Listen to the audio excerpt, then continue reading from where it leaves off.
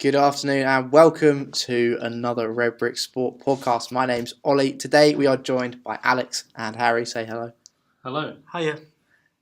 And we will begin this week by talking about the Premier League, as always. Starting off with the 12:30 fixture on Saturday. I was a very happy man being a Chelsea fan. Down on the south coast, 4-0 win for Chelsea.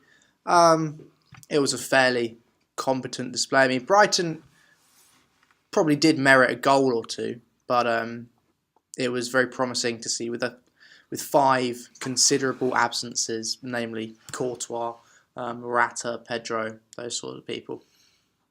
That was a very good result for us. Unbelievable. It was ridiculous. It was probably like, shall I say goal of the season? But I can't remember any. I don't know. I'm always wary with stuff like goal of the season because it's only January. Yeah, but goal of the month, and also it wasn't kind of like the strike. But it probably could well be goal of the month. When I saw it, it's probably the first goal of the season where I've saw it and be like, "Oh my god, that was ridiculous." The amount of kind of backflips that were being played in the run up to it from Willian, Batshuayi, and Hazard, in the corner as well, and then completely roofs it. Great goal. Yes.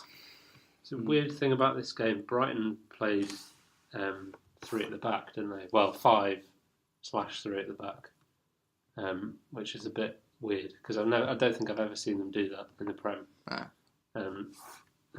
Clearly it backfired, but weird that Chris Hughton is trying out different tactics. I didn't think he was that sort of man. You know, just seems like a very change up his team. He just seems like a very bread and butter, like goes to bed at the same time every night. Well, how's Brighton's form? Have they? Nothing wrong with routine.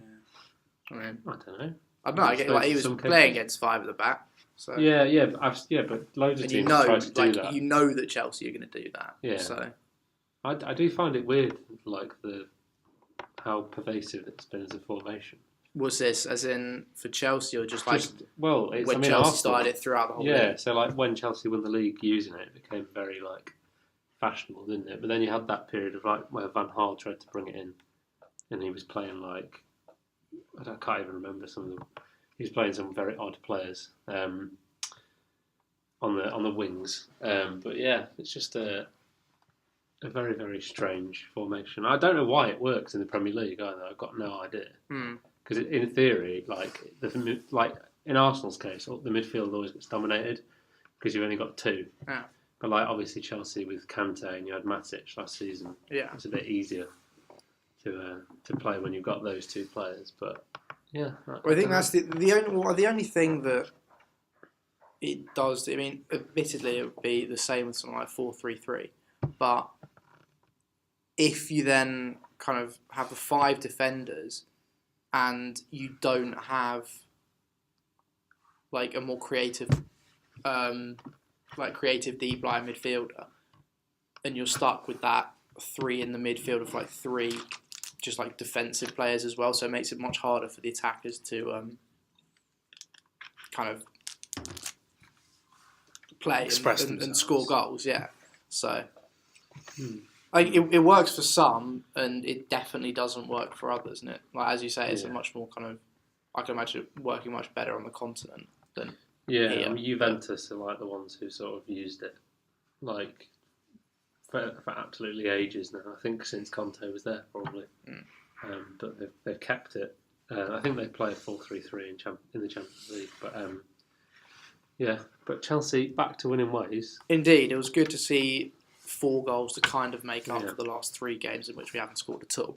Yeah. And definitely a positive showing to go into Wednesday evening, considering Arsenal also high scoring. So I'll be very much. What's Wednesday evening? It's the League Cup semi-final second leg at the Emirates with a 0-0 aggregate score. So it's all to play for. Why are Arsenal Chelsea's bogey team this season? I don't. Arsenal never have been Chelsea's bogey team, or at least in the Abramovich era anyway. Not since Abramovich. But for some reason, it seems to be Conte's bogey team. Yeah, maybe. Because last season, we got absolutely drubbed by you when we went to the Emirates. Yeah. That was the catalyst for the run. Yeah. The run, wasn't it? it? It was, yeah. And then we lost in the cup final. We lost in the Community Shield, admittedly on penalties, and and then have put in 2 performances, arguably in the. What was it? The 2-2. The 2-2. Yeah, that was in the league, wasn't it? Yeah, it was Arsenal. Chelsea should have won that. Possibly, yeah. You But can make arguments either way. But I would say personally, obviously I'm biased or whatever, but I would say Chelsea should have won that. Yeah, if Morata took his chances. That's a very good point. If all of our chances had been finished off and you scored in like the 92nd minute. But then again, every minute you're on the pitch is applicable to score, I guess. But yeah, so it's just weird that we can't seem to get over that.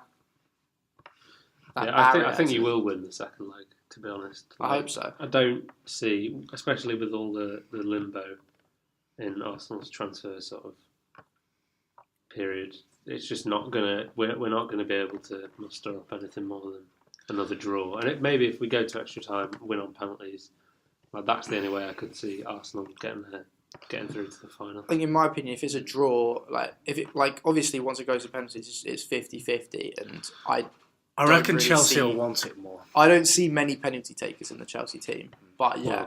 Well, they had one the other night, didn't they? The penalty shootout, so they've had good practice. Well, yeah, but I still don't think there's kind of any advantage to being like a Premier League side over a championship side, for example. No, I suppose not. And Chelsea have got. But the thing is, if you look at it, if Arsenal win this game and then get in the final, would they even care? We're on course. We're on course for the Jose Mourinho treble, aren't we? Of the Community Shield, the Europa League. Treble. Yeah, it went round the pitch with holding 3 fingers up. Yeah, absolute more. That is a joke. Shame the Intertoto Cup still isn't a thing. Yeah. Can you remember some of the teams in that? Literally, I reckon UEFA just generated them on the spot and then played them as holograms against real players. I mean, do Arsenal still count the is it the Emirates Trophy that you play for? The Emirates Cup, yeah. Yeah, the Emirates Cup, whatever. No. I mean, Yaya Sanogo comes on and scores about 58 goals, and you win it just because you're the host. The Emirates Cup is a really weird. Organized competition because you get a point for every goal you score. Yeah. So it's I'd be quite interested to see how the Premier League would figure out. Was it Monaco that should have won last time but didn't because Arsenal scored more goals? Arsenal won one game 5-0. Yeah. So So if you draw a game, 4-4, you get more points. You still get loads of points more than if you won, 1-0. I went to the Emirates Cup in 2009, right? And Hamburg. So Hamburg were playing Juventus in the last game of the day on a Sunday. And basically, as it stood, I think they were 1-0 down in the 75th minute. Who's this? Juventus or Hamburg? Hamburg were 1-0 down, and they were bottom of the group, so they would have been bottom. And then Ivica Olic scored 3 goals in 10 minutes, and they went top because they got 6 points for a win. And it just proved how ridiculous that is as a format. But still, quite entertaining nonetheless. So, yeah. These are fond memories for Chelsea fans, having been one of the penalty takers that missed in Munich in 2012. Oh, yeah. I was going to say, I thought you were going to say he played for Chelsea then, and I was no. He's an underrated player. Not to my memory, anyway. But talking about Arsenal and another high-scoring game, good result against Palace. Really good result. Weird. I think it's a very strange way to not. I don't know if bounce back is the right word because the Sanchez deal hasn't gone through yet. But a good way to respond to everyone saying that we're in crisis. Well, that's what I'm thinking when you're saying about will any of the malaise from the transfer window kind of spill over onto Wednesday night? Arguably, it was still going on Saturday, wasn't it? So yeah, I think the Sanchez deal with Mkhitaryan will be announced probably by Tuesday. To be honest, I've seen a lot on Twitter about it, and I think because I know Aubameyang's the one that's going to take a while. Yeah. But I think Mkhitaryan should be announced tomorrow. I would have thought so. But yeah, it's a weird situation because I find myself, although Sanchez, if we had him on a 3-year contract and United were signing him now, they'd be paying about 100 million for him. I do think that we've if you consider like nothing else except the transfer that's going on, we've got quite a good deal because like United probably would have had to pay 30 million to get him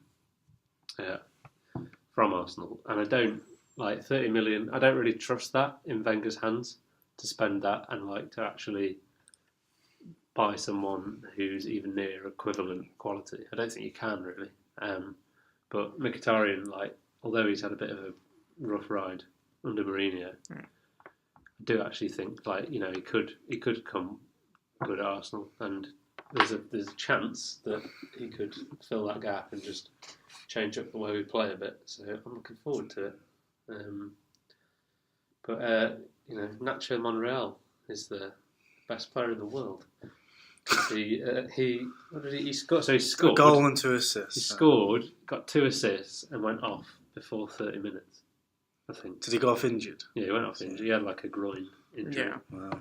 34 minutes he went off on. So, Because the game was over before 25 minutes, wasn't it? Well, I mean, you could still get odds of 50-1 on a draw. Seriously? Yeah, at half time. Arsenal, Newcastle in that. Yeah, it was the last time. So basically, the last time anyone had gone up, any team in the Premier League had gone up 3-0 that quick was when Arsenal played Newcastle in the 4-4. Subsequently, Yeah. So could have been a very different affair if that would have had to be replicated. Weirdly, the Villa game was similar in that we went 2-0 up against Bristol City. It wasn't quite as dramatic, but like the game. Are you drawing parallels with Arsenal and Villa? No. In terms of how the game felt, like because Villa, the game on Saturday against Barnsley. Yeah, so it was 3-1 at 20 minutes. And it's just really strange. It just makes the game really loose, and it does. It's like it can go either two ways. It can go like into a goal fest, or it just stays the same because both teams are just like, well, had enough of this. Let's stabilise this. And a goal for Palace from the best named player in the Premier League, Milivojevic. Milivojevic. I don't know whether each of our pronunciations is right, but neither of us are Serbians. We'll leave that to a matter of conjecture. Benteke missed some chances again. Yeah, he'll be back at Villa next year. And the water is still wet, apparently. That'd be nice. Nice homecoming. Was that to be back at Villa? He definitely would come as well. If you're offering him like 120 grand a week. Yeah, whatever. He's a mercenary like the rest of them. Well, how much is he on it? Because of the Palace. He'll be on a lot. Yeah. He'll be on about 90k a week, I'd imagine. 90k a week? Yeah, he will be. Just from Liverpool, Palace aren't scared of like paying big money for players. Like I reckon Palace's wage bill is about 8th in the Premier League. I mean, maybe even like 7th. Probably not 7th because Everton are probably paying Rooney and Wolf. But why don't they use that to improve their squad? Like, well, I think Palace do have quite a good team. Like they've been in like a very weird limbo period. Yeah, the problem is they're so inconsistent for about 3 years now, where they've had like players like Cabaye, who maybe is past his best, but still on his day, like a top quality Premier League footballer. It's a weird one with Zaha because Palace at one point were rock bottom with a player that probably is worth about 55 million if they were to sell him. Which is quite a unique situation as well because there isn't really anyone. Like you couldn't say that Swansea have a player that's worth anywhere near that. The same with Stoke, West Brom, the same. Like they don't have that star man. So I think Palace will be all right. They'll even though they had a horrendous start, Roy's boys will. They'll be all right. I think. I mean, it must be frustrating given that, like you say, when they had those like draws against Liverpool or something like that. Yeah. But yeah, we'll move on from Crystal Palace. Next game, who do we want to talk about? City 3-1 against Newcastle. Yeah, it's a bit of a boring game to talk about, really. It's like probably exactly what you would expect from that game. If maybe not Aguero scoring a hat trick. Murphy's goal was good. I haven't actually seen it, but he's coming good for Newcastle now, actually. Because when they signed him for something like 12 million, and it was a bit weird. Where was it from? Norwich. Because his twin is still at Norwich. I was going to say, I Yeah. thought they looked very similar. That's because The one that played they're against genetically twins. the one that played against Chelsea and the one that played against City. Yeah. So yeah, but yeah, City. I mean, another win, back on the horse. The probably only interesting thing about this game is that City played Zinchenko at left back. I don't know why that was being given such a massive press though, because on like BBC Sport and places like that beforehand, like that was one of the kind of talking points of the game, and well, it's because the only thing I saw him do was give the ball away. But everyone knew what the score would be before the game was played. True. So, well, not what the score, what the result would be. Well, there was a period when Newcastle looked like they might have. Yeah, like 10 minutes after like in the period after they'd scored. Yeah. But Newcastle, it's quite distressing really for Newcastle fans now because the takeover deal's been it's announced that it's off. Yeah, and I just don't see them being able to renegotiate that at any point because it's been rejected by the club, hasn't it? Yeah. Than there being anyone pulling out or anything like that. Yeah. So Mike Ashley, I don't know what is. He must have some sort of plan in mind that involves him getting more money for the club in future. But I honestly do think, because I was always saying that before January that Newcastle would only stay off if they spent money in January, and I was saying that on the basis that I thought the takeover would probably be done, and they would, but they haven't, and I don't think they will. Because like only a week ago, Rafa Benitez was saying he doesn't know how much money he has in January, and that's halfway through January that he's saying that. Well, there was an interesting thing on Match of the Day where Alan Shearer was talking about how the most they spent ever was in 2005 on Michael Owen.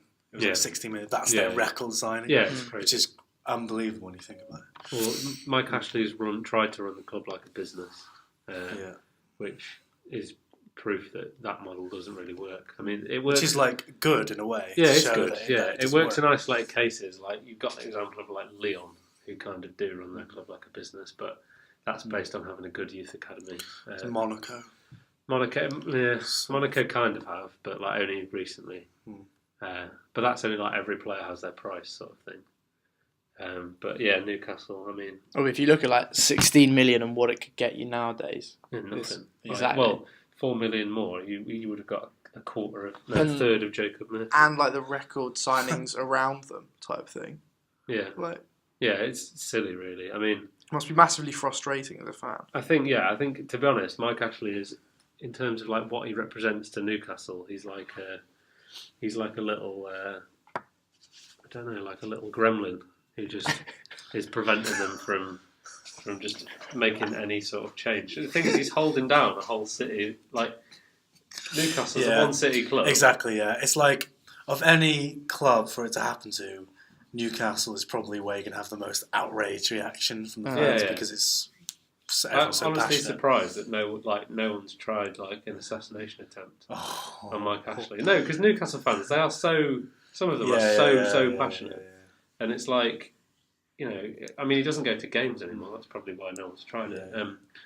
But yeah, just it's a sorry state of affairs, and I do think, like, you know, if Stoke continue some sort of resurgence under Lambert. Well, at the same point, so Newcastle, Brighton, Stoke are all on 23 points, 1 point ahead of the relegation. Yeah. Southampton 18th. Yeah, it's interesting. It's a weird one. Can we talk about Stoke? Yes, we can. And their beautiful manager. Well, you know, I think there is a necessity for everyone to analyse Paul Lambert's career fairly as a manager, right? So let's go through Paul Lambert. We did it a bit last week. We did, but did we recognise that he got double promotion with Norwich? I don't think we did. We recognise the 7-1. Yeah, the 7-1. So 7-1 at Colchester. Yeah. Became Norwich manager in League One. They were like after losing 7-1, you wouldn't have thought that they'd be a team ripe for promotion in League One. They got it with Lambert. Then they went up again the season after. I think they finished second. And then stayed up. Then they stayed up in the Prem. I think they finished 11th in the first season in the Prem. Meanwhile, Villa are sort of struggling and have had Alex McLeish for a year. Yeah, and then Lambert goes to Villa. Yeah.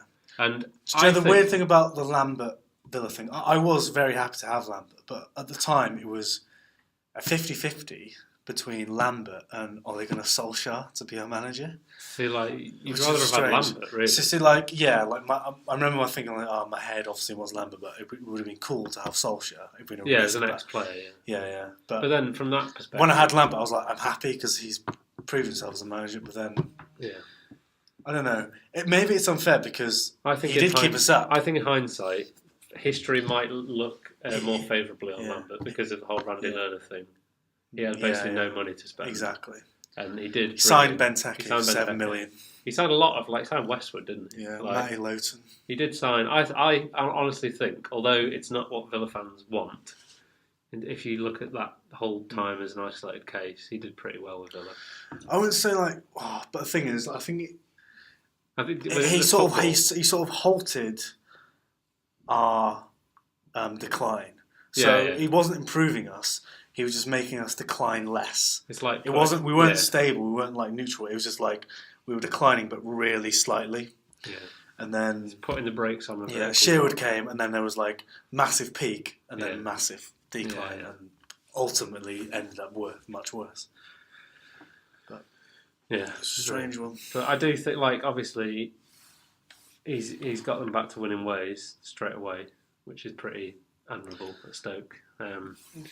And they've signed an Austrian fullback called Moritz Bauer. He's a good player. Recommend him to anyone who plays career mode. And they've also signed a left back from Greece called Konstantinos Staphylidis. Good name. Rivals Milivojevic. Yeah, he does. Yeah, although Arsenal's new signing Konstantinos Mavropanos would have something to say about that. That's true. Or Pierre-Emerick Aubameyang. Paul Merson's going to have a lovely time with it, isn't he? Unconfirmed as yet to be an Arsenal signing. Oh, maybe Paul Merson might move to German games. I'd love to see that. Anyway, Stoke just picking up some good points. Kurt Zuma back in the heart of the defence. Indeed. He's a nice player, isn't he? He is. But he's never going to work out at Chelsea. I don't know. No, never will. Why not? Well, as long as Conte's there, which actually, you make a good point, probably not more than a season. But Christensen at Chelsea is obviously so much better than Zuma. Is very highly rated. He's just so good on the ball. Yeah. And he's tall enough, and he'll grow into his sort of... There has been a transition, hasn't it? Perhaps the last sort of 3-4 years where central defenders are required to be good with the ball. It's like a prerequisite. If you're not seen as like good with the ball, like any player who wants to get in the England squad, regardless of how good they are at defending, needs to be okay on the ball. Yeah, that's why Ryan Shawcross isn't in the England squad. Exactly, and it's even filtered down to the likes of teams like Villa, where we offloaded Nathan Baker, who is a great defender, but he doesn't have it. He can't. He's not a good ball player. Yeah. Now we have John Terry and James Tester, who are really good on the ball. But so it just shows it's not just the Man City, Chelsea, and stuff who are. But also you see it in the lights of like the people that are being recruited, kind of like, and what is made up to be. So, like, for example, Chelsea, Ethan Ampadu. I was going to say comes in. Have you seen the compilation of him on his debut? I haven't seen the compilation, but he comes straight in on his debut in the Capital One Cup, wins man of the match for it. Yeah. And so it's quite telling.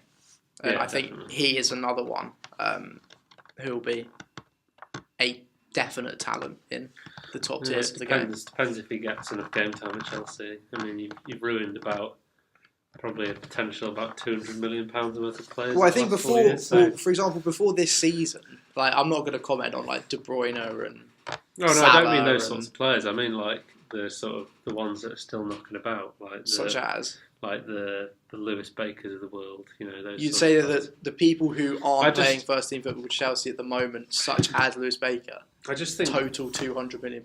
No, obviously, but I think potentially some of the players Chelsea have ruined. Lucas Piazon, great example. Well, he's playing first team football at Fulham. You can't tell me that was the roof of his ambition. No, but if he's not getting into the Chelsea team, it's better for him to have first team football. But why do Chelsea, if he's never going to play for Chelsea, which he isn't, it's blatantly obvious that he's never going to play for Chelsea.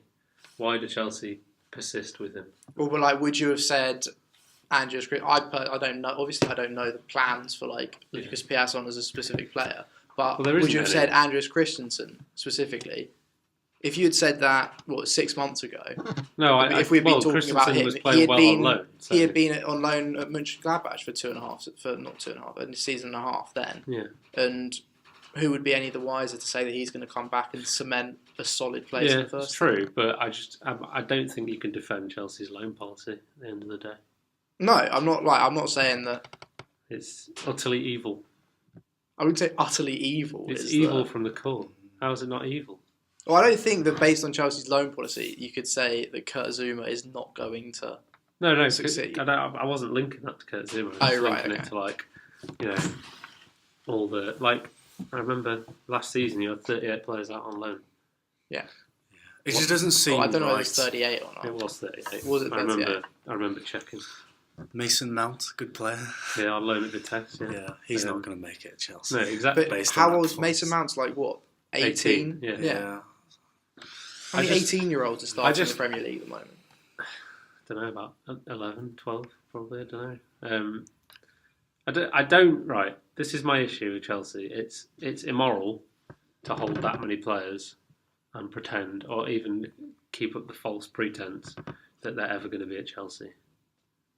And it's counterproductive to everything else apart from Chelsea's financial situation. Well, I don't know, but do you like? I mean, obviously, I'm playing devil's advocate here, but do you think that they are under the pretense that they are going to play? Well, I don't know why else you'd be at Chelsea. Why? What else? Do you want to be like a little loan demon where you just go out on loan to 6 clubs? Well, no, but you could say in response to that, there are the benefits for their coaching, and if they get injured, they get to go back to Chelsea facilities and stuff like that, and they do get the kind of management structure, the infrastructure there as a scholar also, if they're doing whatever coaching badges whilst they're going up through the kind of under 14, 15, 16 system, stuff like that, then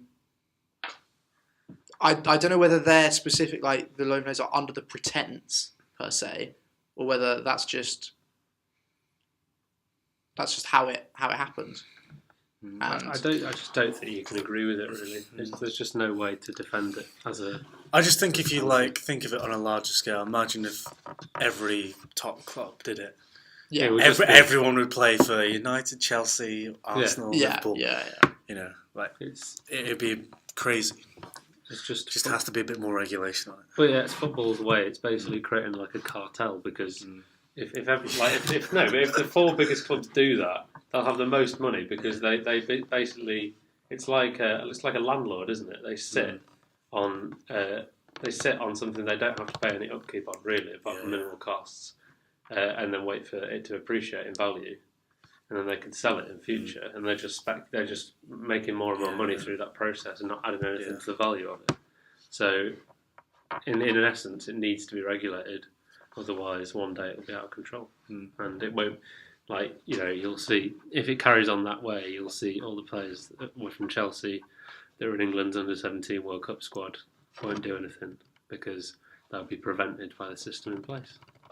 Well, I'm not saying that may not be the case, but what would you say is the fault, as it were, for them being at Chelsea's academy, where they do have arguably some benefits, whereas if they weren't Chelsea's player, if they weren't signed on to Chelsea, and they were at whatever team, they were literally contracted to whatever team they're playing for at the moment. I don't think you should be able to actually pay money for footballers who are under the age of 16. Right. I just don't think that. I think as a that's from a moral point of view. From kind of a business ethics perspective. Because it'll end up being a race to the bottom where you end up as a baby comes out. It's well, he's got the good genetics. Yeah, sign him up. He's got it all mentally, but he can't walk yet. But he's crawling really.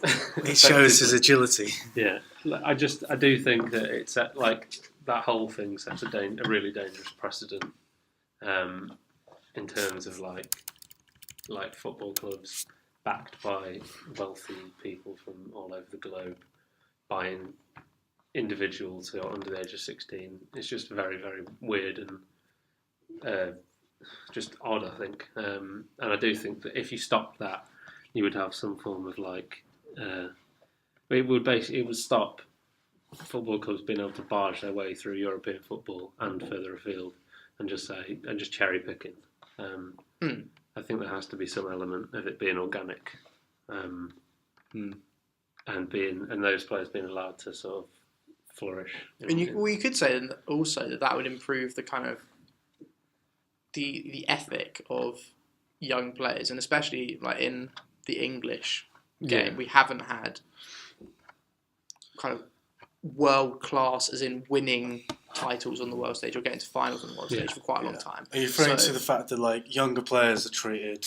They're treated like the pros. So if there are the kind of the players on, I don't know, however much a week, but even 20 or 30 grand a week for like having, I don't know, just turned 16 or 17, however much they're allowed to be paid that way. It's going to affect anyone's mind. They're the kind of Instagram lifestyle, that kind of. I watched a documentary. Having that so young. I don't know if you've heard of the book No Hunger in Paradise. The BT Sport documentary. Yeah, if you I haven't seen it. I've been intending to. So Brian Laws, who was a football manager and played for United back in the day, now owns. What is the day? Like 80s, 90s. Right. He owns a luxury car dealership that mostly deals with younger footballers, and he says that like he said in the documentary that there was like he had players who were like 17 at United and other clubs like going to him and trying to buy a car that was worth 150 grand. And it's just things like that. Like that shouldn't be. I don't know. I don't think that kind of lifestyle is sustainable. For younger footballers, and it's irresponsible of clubs to sort of be letting them do that because it gives them sort of a false idea of. It'll surely take away some sort of motivation. Definitely, the longevity of. And and they've got it takes away the fact they have to sort of earn their respect amongst their fellow players. Yeah, they have to like earn their rewards. Yeah. There's no kind of like washing the senior pros' boots. Type exactly. Thing. So like the 17-year-olds who'll be on more than 30-year-old centre back captain or whatever, and it's David Bentley was in a podcast recently. It was a bit of a joke podcast, but he made some good points. And he was talking about how when he was at Arsenal at 16 or so, he was, he had to wash the boots, whatever. And they did various things. They treated him not very well, basically. But it was all to sort of form his character and to sort of keep him in his place among that team. Yeah. And he says one of the reasons why he retired is because he lived through that transition of 16-year-olds and so being treated like that to... buying 150 grand cars, and he didn't like it, and he sort of linked that to how England are playing, and he says that in the England team, whatever, it's not the same sort of camaraderie, banter and kind of things, and it affects the way they play. It was an interesting point. Definitely. I think that's, like you say, with the kind of like the under-17 World Cup winners, for example, it's a massive responsibility of the clubs that they're at to treat them in the right way to ensure you get the best out of them and make sure they don't see that like the celebrity that you get from it as a given. Because under 17s, you're going to have 15, 16-year-olds playing in that team. Yeah. That is not an appropriate age to be thinking that you're the cock of the walk. Almost. You think you've made it, and the weird thing is you pretty much have. They can't drive a car yet. They probably not contributing like to their parents' income or upkeep of the house or anything like that, for example. So there was a Crewe player who signed for a rather large club a few years ago, and I think he got like a 3-year contract, and I think it worked out that he'd earned like more than £1 million. Being there for 3 years. Wow. And he was very, very young. So, I don't know, like, it does, like, they literally are set up for life. And it's bizarre. I mean, I suppose it is sort of it's a natural consequence of how much money's in the game. But I don't know. I think there should be something done to ebb that flow. So yeah. Well, Good debate. from that one, what sprung from that? Was it? it was Stoke 2, Huddersfield Huddersfield. 0, and the inclusion of Kurt Zuma at centre Yeah. back. Kurt Chelsea. Zuma. Gets me angry. Kurt Zuma. Why? I don't know. He's just, He's a good player. yeah, no, he seems quite a nice guy as well. He actually. does. He did get a 13-game ban for a tackle in France, though. So Did he? yeah. 13 game. 13 game. Yeah, he broke the guy's leg in 2 places. Okay. Yeah, weird. Talking of breaking someone's leg in 2 places. Yeah, good James good McCarthy. segue. Nice. Yeah, it was bad, Everton but it was was like it was so accidental. It was unbelievable. Yeah, He Rondon literally was just trying. Rondon showed a lot of humility, didn't he? And, just a little point in this game. Umar Niasse rescuing Everton again. Yeah, It's my boy. Theo Walcott assist. Was it? I didn't even see that. Yeah, he sort of headed He it back started, into the yeah. 6-yard box. Yeah, I'm so like, don't really know what to think about Walcott. I mean, good servant to Arsenal. I was kind of surprised he went, but I don't know why. I shouldn't have been. Yeah, I mean, surprised. like it's one of those things that it's been coming for like a good year, even though he did score 19 goals last season in all comps. But he's just his career was set on a trajectory that he would never be able to match from day one. I think that's the fundamental thing with Walcott. It's weird how, like, if you compare him and Bale, obviously similar beginnings in both young players at Southampton, but Walcott had this massive expectation set on him. Yeah. Whereas Bale sort of incline was like very slow. He wasn't rated that highly for a while.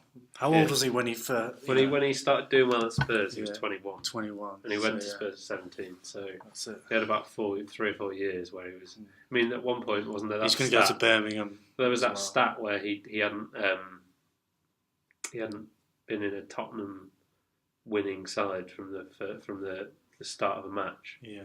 And it was like something like 63 games or something. Yeah. I do think Walcott's. I think Walcott, like his record for Arsenal as a winger isn't like it's quite good. Like 107 goals in 386 games or something like that. That's a decent record. Like a goal every 4 games. That's like relatively good, I'd say. Yeah, and there's a lot of moments you can pinpoint. Like I can remember. Yeah, definitely. Scoring against Spurs, etc. Yeah, like, he scored some goals away. Goals. The best goal, I think, the most I've celebrated a Walcott goal was away at Chelsea, 2011, 5-3. 5-3. Yeah, he smashed it. That Van Persie hat-trick. Yeah, but Walcott scored that goal where he got fouled, and then got the ball and like did this sort of thing where he like took a touch with his right foot and then another one for his left. Went through 2 Chelsea players and just bashed it in the net. Yeah, it's near post. Yeah, Thankfully, Check I out an wasn't awful watching game. that one. That was a great game. I enjoyed that. I remember where I was, but Yeah. I wasn't watching. You got your revenge with a few 6-0s and what have you. So, but yeah. The amount that we mention Umar Niasse on this, we should reach out to him and try and get some form of Get him on sponsorship. We'll give him a locker. So, Umar Niasse, if you are listening, you can have a locker here, and it could be the biggest one we've got as well. Yeah. We'll, The biggest, best one. Yeah. Name your demands if you come on to the Redbrick Sport podcast. Yeah, agreed. Did you want to say anything more about West Brom Everton? West Brom are bad again. You still Alan okay? Pardew's Still bad. on that one. Yeah, Alan Pardew providing West Brom with the bounce of having 1 win and 1 draw in his first 10 games, which is nice. To be fair, they should have won the Everton game. Yeah, they didn't, though. Yeah. But it's a decent performance. I still think it's funny how they've got Krychowiak there. He's like it was at PSG, starting for them a year ago. Now he's in Sandwell. Sandwell. Yeah, it's a good stop. It's Sandwell and Dudley, isn't it? Sandwell It is Sandwell and Dudley. The very same. Next up, Manchester United. Who? Yes. Away at Burnley, a 1-0 win for Manchester United, courtesy of Anthony Martial. Yep. Good finish. We've already talked quite a lot about the transfer policy of United, but Are they still within reach of the title?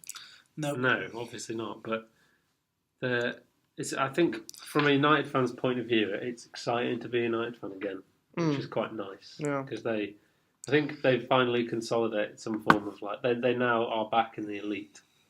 I think that whatever their Champions League, they have to get through to the quarterfinals or further in the Champions League to sort of prove they're back amongst it. Because I got this one wrong on the last podcast, didn't I? But it's Sevilla, is it? Yeah. Sevilla, is it? Because I think I said Valencia last time. I was corrected. But... Yeah, no, Sevilla sounds right. Anyway. Yeah, but they got a win. Can you see Mourinho staying that long to kind of try and build up a... I don't know. Legacy He's hard. almost. He's a hard person to read, isn't he?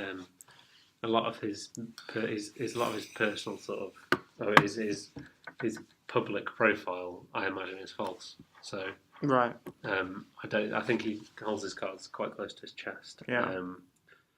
And yeah, I'm not. To be honest, I could see the reasons why he'd stay for a while, but he's got to win the league next season. I mean, yeah, the reason I ask is is he going to make sure that success being in that elite, as you say, making it exciting to be a United fan, is he going to be the one to ensure a degree of longevity or restoring kind of that for a couple of seasons or so, or not? Perhaps. I think, in a weird way, although Mourinho is considered in the sort of top 5 elite managers in the world, Yeah. I'd look at his. I think I'll look at his leadership of United as almost the best stopgap you could ever buy in terms of manager, because I'm not sure. I think ultimately United fans want Sir Alex Ferguson's football back. Yeah. And they need. Although Mourinho does get results and he's showed over his career, he's successful, whatever. But I think ultimately the end goal will be it's like an attitude, isn't it? It's just like we talk about the West Ham way. The Man United way was a thing. Yeah. They would literally you'd watch games on Sky, Man United. I don't know, Man United. Blackburn. Yeah, Blackburn at home. It's just ruthless. And United were going to win 5-0 before the game started. And although they do pick up some quite good results at home now, I think the point where that most hurt United fans was where against City, where they just sat back. Even if they got a result against it, even if they managed to nick a draw or whatever, United fans still would have felt the same in that they've let City just come to Old Trafford and dominate them. Yeah. And it's just none of that attitude. I think it's ultimately, even if they say from that moment, even if they were going to win the league, bearing in mind they lost to City, there's still, for a lot of United fans, I think there's a bitterness in victory through that way, through winning ugly is not the way. It's I don't know whether it's admirable or just arrogant, but I can understand why they think that. Yeah. They were the biggest club in the world for 15 years, probably. I'd say Real Madrid and Barca are always challenging, but United are always the biggest, and they've been knocked off their keel by their neighbours over the last few seasons, and it can't feel nice. I mean, I've felt a bit of it with Arsenal and Spurs, but I don't think anything on the same level as the way City have come through and just blown United out of the water. Our City's the best team in the world at the moment. No, I think Barca are. Even though they did lose, I think they lost the other week. But I honestly don't think City will win the Champions League. Can't see it happening. No. Well, I feel like judging on teams winning the Champions League, you can't say that's definite. You can't say it's indicative because they're the it comes best out team to in a Europe. game, innit? Maybe there's a good team in Mongolia and they're just monks and they're really good at football. It's like that age-old thing about is Usain Bolt the fastest man to ever live? Is Ed Hall the strongest man in the world? Yeah, maybe there's... Or is that bloke from Pakistan? No, that's a completely different thing. But there's a guy who's he's from Pakistan. He claims to be, is it 450 pounds? No, 450 kilograms. Oh, yes. Well, he weighs 400. Yeah, bear in mind that Eddie Hall, the current world's strongest man, weighs 415 pounds. Pounds, not kilograms. So that's about 180 kilos. And this guy claims to be 436 kilos. Has he been put on a scale? I don't know. I don't think Oh, he yeah, can like get. I anyone. don't think he can get on a normal one. To be honest. You have to use one of those car ones. Yeah, or for like a cow or something. Yeah. Like put them in a big bucket, like, and then just weigh him. Yeah. Anyway, this is massively off topic. Sorry, yeah. What are we on about? Manchester United. I think. Champions League. Yeah, City won't win the Champions League. They'll be found out. yeah, Definitely I not. think just like I just don't see them like getting past Barca or Real over two legs, even though Real are in a bit of. Well, Chelsea are going to beat Barca. Chelsea will beat Barca. Oh, yeah. We beat Barca, we win the Champions League. Roberto, I put that Roberto forward Di as Matteo my, comes in as your as my hypothesis now. I'd love that. And then he gets a 1-year contract. We get into the quarters, we will win the Champions League. Okay, nice. I'm willing to. I like that. Positive That's a good prediction. I mean, We'll go back to that in May. yeah, all right, Nice. we will do. See how it happens, but. Who do you think will win the Champions League then? If any English team were to win it, Well, if any English team were going to win You it, could guess City. I'd say City. But because like I think City probably are like my third favourites for it, behind behind Real and Barca. Real and Barca. But only because of their pedigree. It's like only because like the players they've got at their disposal. I mean, Barca have got Paulinho, who's the best player in the world at the moment. He actually is very, very good now, and it's really confusing. Is it? Like, genuinely, he's like Barca's... He's not Barca's best midfielder, but he's, like, a lot better than he was in the Prem.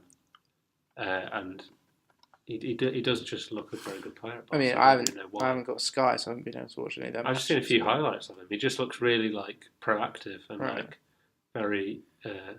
dominating in midfield. Well, I'm glad we've come on to Spanish football a little bit because, and I know you don't want to talk about Spurs as an Arsenal fan, but Real, with the supposed imminent departure of Cristiano Ronaldo, having been apparently told that he is allowed to leave.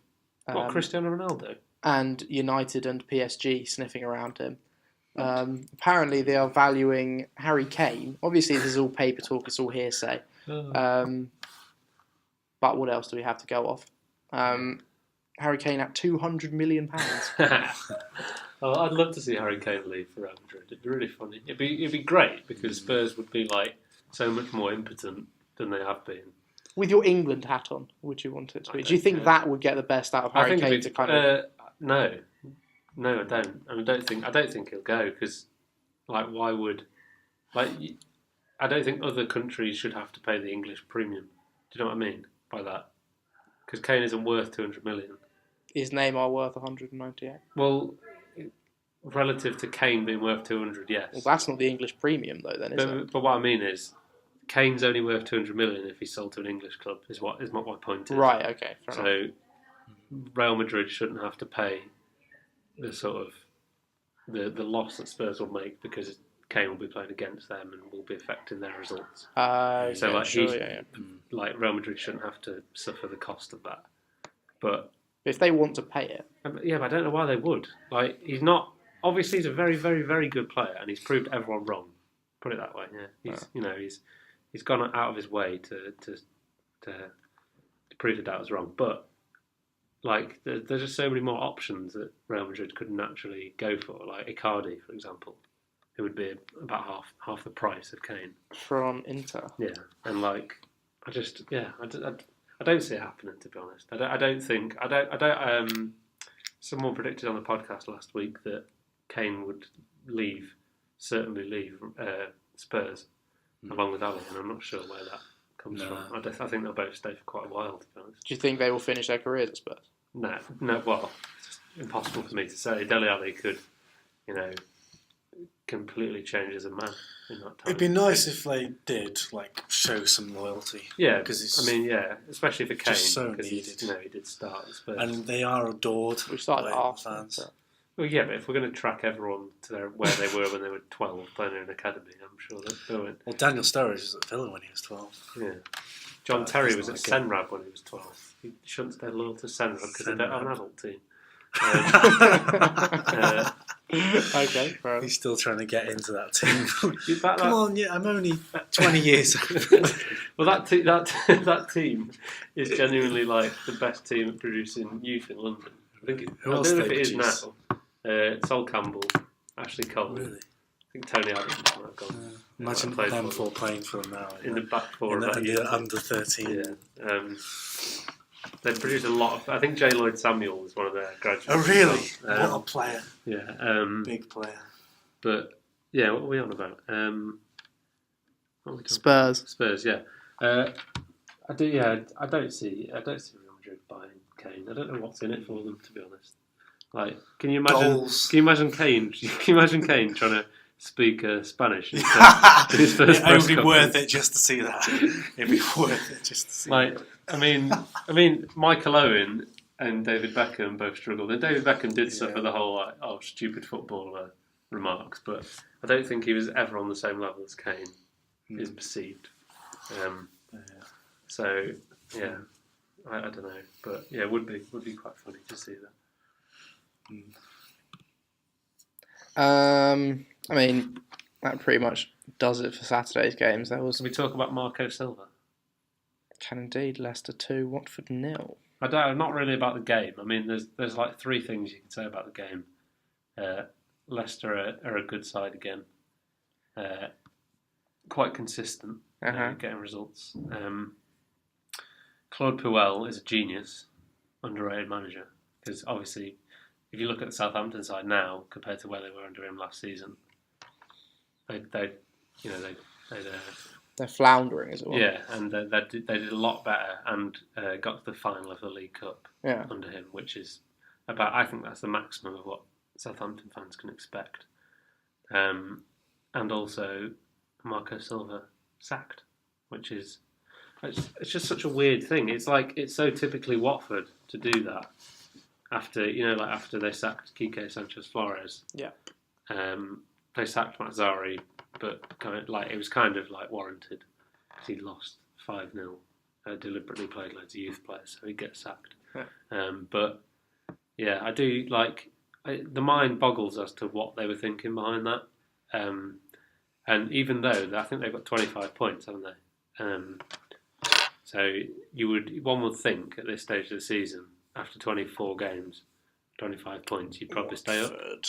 Watford have 26 points. 26. So, but 10th place. Genuinely, I think they've brought in this manager today, Xavi Gracia, who I'm not going to pretend to know anything about.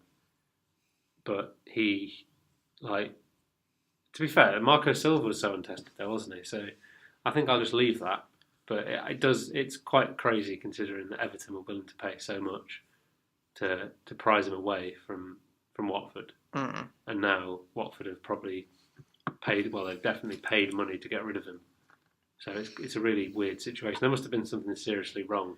Yeah, I think it seems like a bizarre time as well. Like it's not only from because how much better are Watford going to do, realistically speaking, with the squad they've got at the moment, with everything else taken into account, with a new manager pulling out the old manager who has not saved from relegation, but kind of it brings to light some solutions that could be put in place in terms of regulating sacking managers in the middle of the season. Yeah. So I think there was a interesting thing on Gary Neville's Twitter on his feed because he basically expressed his shock with it, and someone said you can't stop teams sacking managers because what if there's something that's horribly wrong?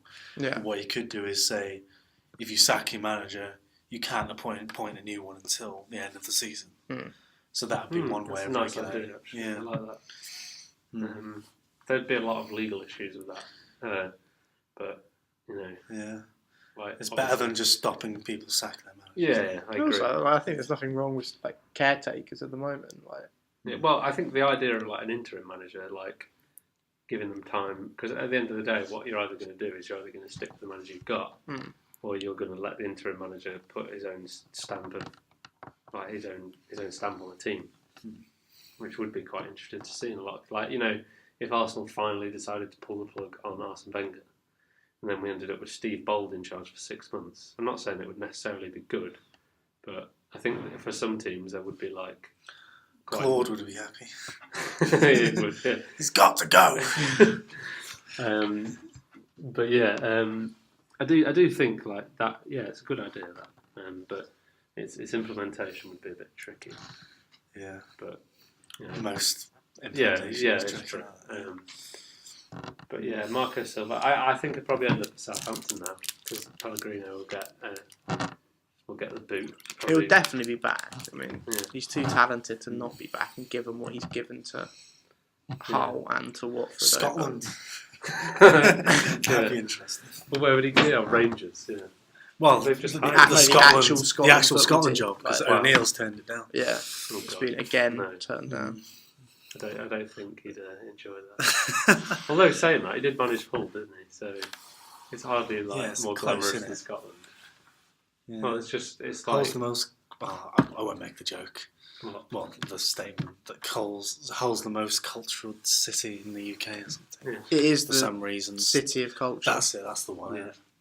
Coventry bid into that in Coventry- 2021, Coventry have successfully bid for it in 2021. I've got it. but it was uncontested. Coming- so, Coming to the Midlands. Just like the Commonwealth Games. yeah, 2022. Uncontested. It's going to be a bumper start for that Yeah. decade, isn't it? For the West Midlands. With Villa winning the Premier League as well, that'd be good. That's it. No, we won't win the Prem. We'll get in the Champions League. We Yeah, won't win the Prem. fourth. Get On the fourth last there. day with the Yeah. Santiago Muniz free kick No, to mate, Jack Grealish free kick. same player. They both have Same cardboard player. shin pads at the end of the Yeah. day. Jack Grealish's shin pad fell out the other week, and Yeah. like you could barely see It it is on the magnifying pitch. They've started selling them in the club shop. What, Jack Grealish shin pads? Well, they're not advertising Jack Grealish shin pads. They're just like Nike shin pads, and they're like really Well, tiny. that bit, Yeah, And they don't have any like straps on them, do they? No, no. You just Just put them in the pot sock. sock. Yeah. just a disclaimer, we are Dangerous. not trying to insinuate that Jack Grealish is by any means trying to avoid the legal implications of having proper sized shin pads. We would never He's- dare of doing yeah. that. No, we wouldn't. That's dangerous territory. It Jack is Grealish indeed. is a boy. To be It'd be fair. slanderous. And He loves Harry's a snobs. big I fan. like him. of Jack Do you love snobs? Does he? Does he? Yeah, he was out on. He's out in snobs like When? a year ago, but Was he, he? he spent Yeah. like so much money. I think he hired out players once Yeah, there you Did go. he? himself. Yeah, like a while ago. Baller lifestyle. Yeah. Stop That was spending when money. he was, like How old 16. is he? 21, I think. See, he's only He's 21 coming now, good. isn't he? He is our best player now, and it is He's your Someone- Messi. How much do you think He he's is. on a week? a lot. 25 grand, I'd say. Yeah. Something like that. Something like that. Yeah. 'Cause what, He's worth Are that. you 21 yet? No, I'm 20. Or 20? I'm Yeah. 21 in less than 2 weeks, I Yeah. think. No, a Yeah. week and a day. Week and a day. That's good. No, 2 weeks and a day, sorry. That's it. Yeah. Anyway. Are you spelling out Harry's birthday Yeah. to him better When's than my he is birthday? himself? Yeah. I'm not Um, on 25 grand a week. £25 a week. Yeah. A bit more now, because with the job here. But yeah, it used to be £25 a week. Sunday's results, quickly, before we finish today. Southampton 1, Tottenham Hotspur 1. Yeah. It's not. Both of the goals came in within 3 minutes of each other. And there's Boring. not much else Didn't to watch say this about game. I usually look forward to watching the Sunday games, Mm. but it was only that game, Yeah, boring. and I wanted to go to the gym instead. Yeah, so So- you did, and Yeah. you didn't watch it. Yeah. And And to be fair, you don't could have just regret- watched the first 20 minutes and then just gone to the gym. That would have been Yeah, satisfactory. satisfactory. Yeah, True. but I would have wanted to stay and watch the rest. Yeah, because you would have thought it'd be an interesting Yeah. contest at that point, but No, not to be. looking down to tonight's game, Swansea against Liverpool. The Brendan At Rodgers, Swansea, is it? Brendan Rodgers It derby. is at Swansea, yes. The Brendan Rodgers derby. What are the links between? Nope, I can't think of any. Other What, links. Brendan Rodgers? No, between Swansea and Liverpool. To call it something Joe else. Allen. The Joe Allen derby. Yeah. Something to do with the fact that they've both got birds as. Nice. Yeah. The bird Well, derby. yeah. I mean, I don't know what a live a bird is, to be honest, but Well, that's Cardiff Swansea's the bird derby, of course. Oh, That's it is. well known. Yeah. That's why it's so The vicious. bluebirds. And They want to prove which bird is What's better. Swansea's bird, though? Swan. the swan, Oh my god. Yeah. as on their logo. Silly Oh rabbits. my god. Sorry. I retract. What my- is Cardiff? It's a It's a bluebird. bluebird. Is a Yeah. bluebird Yeah. a bird? Yeah. think so. It is a blue, and that's why it was controversial for their Vincent tie Tan. owners to change it to red, wasn't it? It wasn't. Yeah. Yeah, It's a tan. it wasn't the Redbrick. only just controversial. The Redbirds. I mean, obviously that wasn't the only thing, but Yeah. but yeah, Swansea are languishing at the bottom of the table. 17 points from 23 games. I mean, Arguably, they're going to have the same season Villa had, be finish bottom and have Jordan Ayew as their best player and be not very good. Yeah. So, Liverpool, a game in hand over the three teams above them on 47 points. You'd probably say with 24 games played, they'll go above Chelsea. Because I think Swansea are going to win no, they 1-0. won't. They won't go above Chelsea That'd be because they will be below Chelsea on goal difference. But it'll probably be a win for Liverpool, would you agree?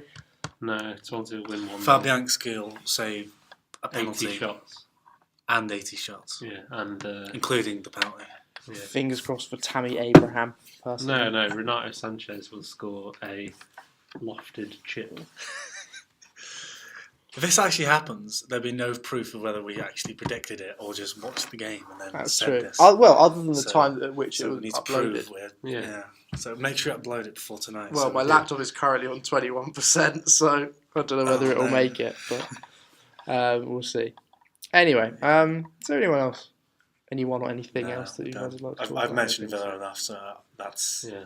my Put that to appetite bed. for that is gone. Oh, we've made it over the hour mark. Wow. So do we get a Lovely. special prize or monetization thing from YouTube for making it Yeah. over an hour? Grand each. 25 grand each. Oh, I'd love that. Anyway, thank you all very, very much for listening to this week's Redbrick Sport podcast. We've got a paper out this week as well, so make sure you pick one up around campus. And we will be back next week for another podcast. Thank you very much to Alex and to Harry for joining me today. Say goodbye. Goodbye. Goodbye. And it's goodbye from me. I've been your host, Ollie. Goodbye.